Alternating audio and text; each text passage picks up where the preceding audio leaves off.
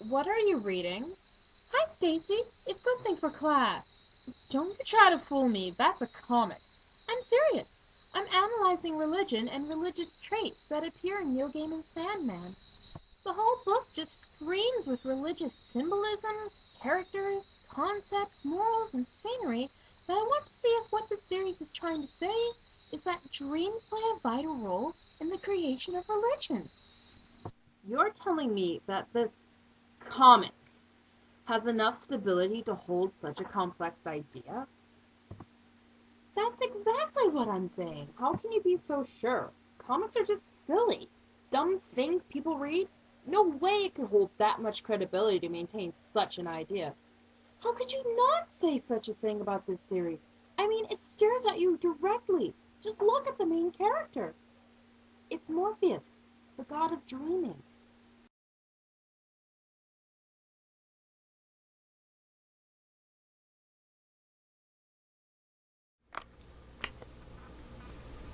Neil Gaiman's graphic novel series Sandman mobilizes an arsenal of myths and mythologies from around the globe and from different time periods. Its pages are filled with Greco-Roman gods and goddesses, ancient Egyptian goddesses, biblical characters, and Norse mythological characters, all seeming to have equal footing with one another.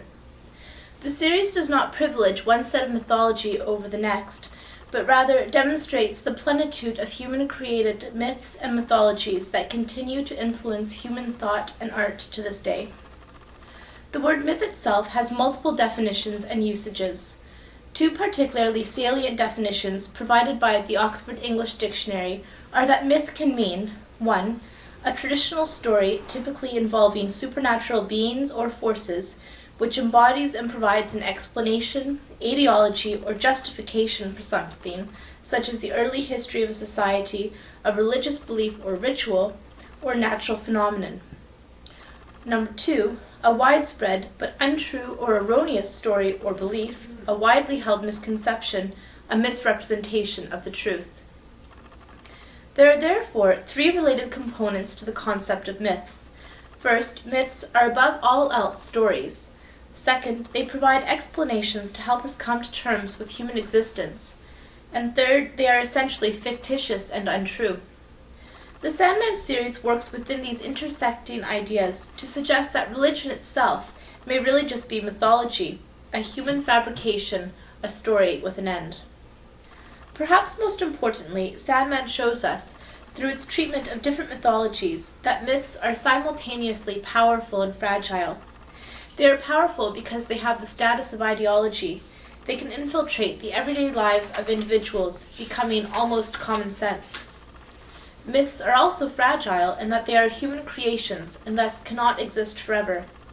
Myths can be on a big scale, like Zeus, Orpheus, or Odin, or small but equally potent, like the myth that explains the sleep in your eyes as the Sandman's sprinkling of sand in your eyes as your dream. Even the metaphor of death as you sleep is a kind of myth. In other words, we humans live and breathe and dream myths. Myths are what give reality structure and even meaning. But Sandman is quick to point out that mythologies can lose their power. The Greco-Roman gods and goddesses in this series, for example, are rendered harmless by the very fact that they are exposed for what they are, stories. They belong to an age that has since crumbled to dust, and therefore have lost their initial function.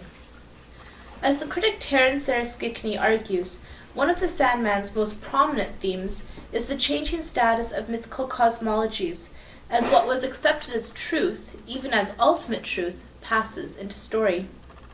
The fragility of mythologies is encapsulated in one chapter of the Sandman volume titled Brief Lives, through the character of Ishtar, who we learn is, or more correctly was, the goddess of love.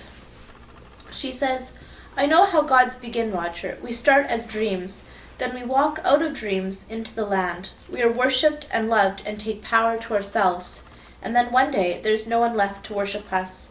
And in the end, each little god and goddess takes its last journey back into dreams.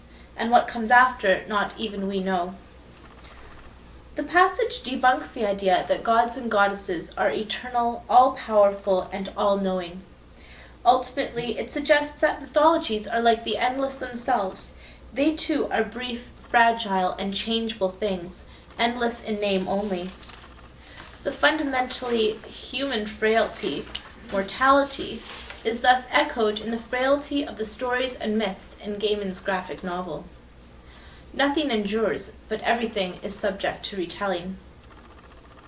The graphic novel series plays with mythologies and religions, reinventing, reinterpreting, and ultimately rewriting the stories and myths that give human reality shape and substance. This reworking of myths is brought to attention in the first volume with the introduction of the Greek goddesses, the Fates. Dream calls them the Hecate, but this is reworked by the three goddesses themselves. One of the three sisters tells Dream, "You might as well call me Morrigan," and another, "She's right, my ducks. Might as well call us Tisiphone, Alecto, and Megara. Might as well call us Diana, Mary, Florence, and Candy." The plethora of names attached to these goddesses illustrates how mythologies can evolve and change over time. Another important example of such reworking in the series is Christian religion and mythology. Religious figures people the series. Cain, Abel, Adam, Eve, and even Satan have a part to play. In the first volume, Preludes and Nocturnes, the reader is first introduced to the character of Satan or Lucifer. In the story A Hope in Hell, Gaiman presents Lucifer not as a red-horned devil, but as a beautiful golden-haired angel, thereby rewriting the popular mythos of Satan. In another volume, Gaiman rewrites the story of Adam and Eve by introducing the character of Lilith. By reworking and rewriting the Christian religion, Sandman reminds us of religion's roots and story. Moreover, by placing the Christian religious figures alongside such mythological figures as Thor, Odin, Loki, Bast, Orpheus, the Endless, and the Fates, the Sandman series brings religion down to the level of mythology. In doing so, the series collapses the distinction between gods and God, reminding us that, in the end, religions are just collections of myths and stories which society can discard, rewrite, and retell. Sandman also deconstructs the possibility of a central creation myth or story. Not only does he disrupt the Christian creation story of Adam and Eve, Gaiman suggests that it is impossible to know the first story, the framing story of life in human existence. Several characters compete in the series for the privilege of being the original creator. In the first volume, Preludes and Nocturnes, the Fates are introduced as goddesses with the task of measuring and cordoning off human existence. Later in the series, when Dream's brother Destiny is introduced, it is implied that he is a kind of creator, as his book is the story of life itself, whose beginning and end only Destiny can know. Even the endless themselves, as a modality or existence in the series, are not truly endless. In Brief Lives, one of the endless, Destruction, reminds Dream that even our existence are brief and bounded. None of us will last longer than this version of the universe. Ultimately, this confusion surrounding creators, origins, and beginnings disrupts the myth that there is a kind of God that stands at the beginning and end of time. The critic Taryn Saraskikny has argued that the series functions as a meta-narrative, in that it explores practices of narrative transmission, mimetic heritages, genre, and paradigm, the dynamic between the real and the fictional, and mythology as a storification. However, if one understands meta-narrative to be a kind of framing story, enabling us to interpret and make sense of reality, then arguably at the heart of Sandman is the suggestion that no such meta-narrative is possible. The very fact that myths can be manipulated and transformed, however, suggests that humans are able to take an active role in the construction and negotiation of myths and stories. We are storytellers.